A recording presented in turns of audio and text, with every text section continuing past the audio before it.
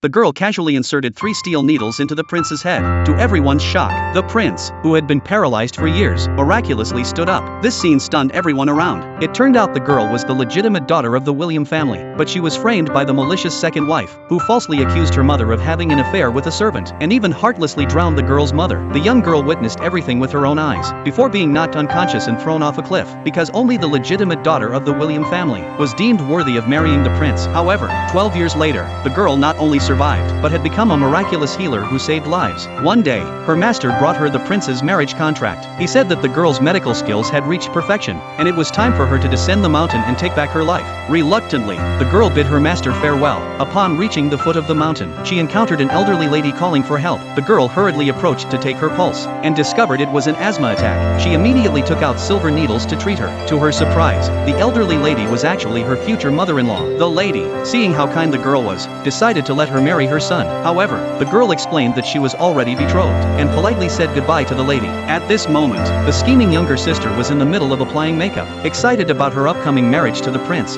she had no idea that the marriage she had stolen was about to be taken from her. Just as she was about to marry the prince, the girl suddenly barged into the wedding ceremony, and slapped her across the face, claiming that she was the legitimate daughter of the William family, and that the other girl was just a bastard with no right to steal her engagement. The scheming younger sister tried to slander the girl, but the elderly lady stepped forward and spoke on the girl's behalf. She firmly declared that the prince must marry the legitimate daughter of the William family. There could be no mistakes in this marriage. As the younger sister continued to cause a scene, the girl walked up to the prince, grabbed his face, and boldly kissed him. This shocked the scheming younger sister. The girl boldly declared that the prince was her man, and ordered the younger sister to leave immediately. Soon after, the scheming younger sister was escorted out by the guards. The girl successfully married the prince. However, that night, the girl bound the prince tightly to the bed. The prince, thinking the woman had a special fetish, was surprised, but before he could protest, the girl appeared with a bowl of medicine. The prince trembled in fear, refusing to drink, so the girl had to feed him the medicine herself. This intimate scene was seen by the prince's mother. When she saw her son and the girl so close, she was overjoyed, but little did she know that the girl was actually trying to cure the prince's disabled legs.